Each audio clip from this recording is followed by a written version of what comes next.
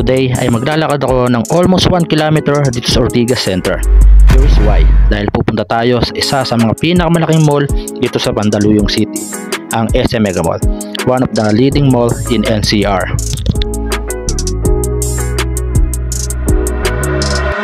Kaya from Philippine Stock Exchange dito sa TechTite ay dadaan tayo sa J Drive para makarating sa Julia Vargas. Mula rito sa may Philippine Stock Exchange, maglalakad tayo papunta ng Mega Mall. So dadaan tayo ng Podium dito sa may Julia Vargas. Medyo may kalayuan din, no?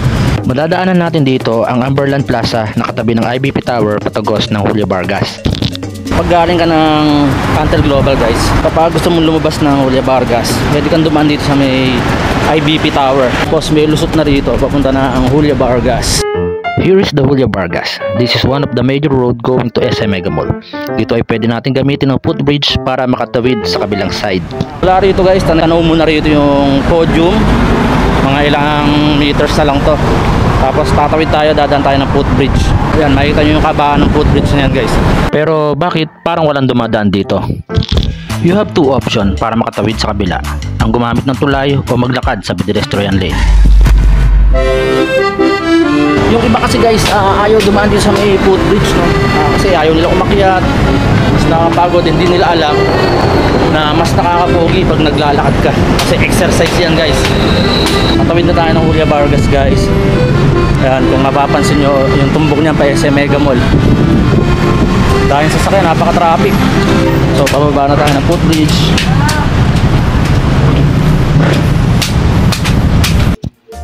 Dito mismo sa stoplight corner ng Julia Vargas at ADB Avenue ay mapapansin mo ang magandang Christmas decoration. Tawid na tayo ng Podium ngayon. Katabi nga pala itong Podium, guys, yung St. Francis Square, no? We're almost here in SM Mega Mall dahil nasa tapat na tayo ng Podium na sobrang sosyal ng datingan ng mall na ito. Katabi nito ang St. Francis Square na sa pagkakaalam ko ay madami ditong tinitinda na cellphone, sapatos at mga damit. So, guys, medyo malayo rin yung nilakad natin, no? Nakakahingal din. Pero ito, halos tapat na tayo ng SM Mega Mall. So ito na yung SM Mega Mall, guys.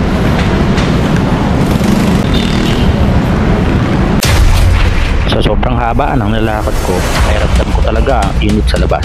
Kaya pagpasok natin sa loob ay talaga namang sobrang lamig. Oo, ang sarap, ang lamig. Tapos ng paglalakad natin, guys, sa loob na tayo ng mall. Ground floor pa lang tayo, ramdam mo na yung dami ng tao rito. Nagsa mga tao dito dahil ang iba ay busy sa pamimili para sa Christmas season this year. So, guys, grabe, dami ng tao ngayon dito. Holiday rush. Kaya tayo ng escalator.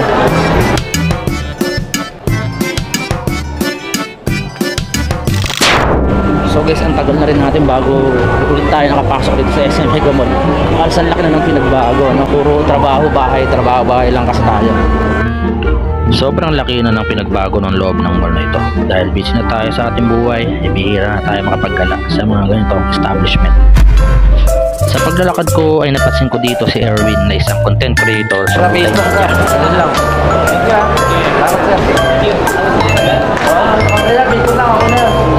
So, guys, sa paglalakad natin may nakita tayong vlogger, no? Total ay narito naman tayo ay bumili na din ako ng paregalo ngayong holiday. Dumaan ako sa bilya ng Silver dito sa Unisilver. Ito, may Unisilver dito. So, guys, bali nandito tayo sa third level, no? Bumili lang tayo ng panregalo para sa Christmas. Meron naman mabubuksan yung darling natin. Dahil hapon na at nakakaramdam na din tayo ng gutom ay sinubukan kong pumila sa McDo, pero sobrang dami ng tao. Gustuhan mong kumain, sobrang haba ng mga pila ng pagkain dito, guys. Kaya naisipan ko na lang lumabas ng mall at dahil hapon na rin ay kailangan na natin bumalik ng TechTite Tower. So, guys, palabas na tayo ngayon. Pabalik na tayo ng Philippine Stock Exchange. So, bumili lang tayo rito, no? Para may paregalo tayo sa Christmas. So, di na tayo pumila sa McDo. Sobrang dami ng tao.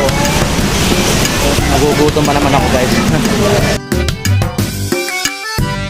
Sakto lang, guys, ang paglabas natin, no? Medyo mahina na yung ulan. Pero ito, mapatak-patak pa rin. Wala tayong payong. And that's for today video, guys. Kung nagustuhan mo yung video na to, please don't forget to subscribe, like, and share. Paki-comment na rin yung mga kagustuhan yung punta natin para punta natin, guys.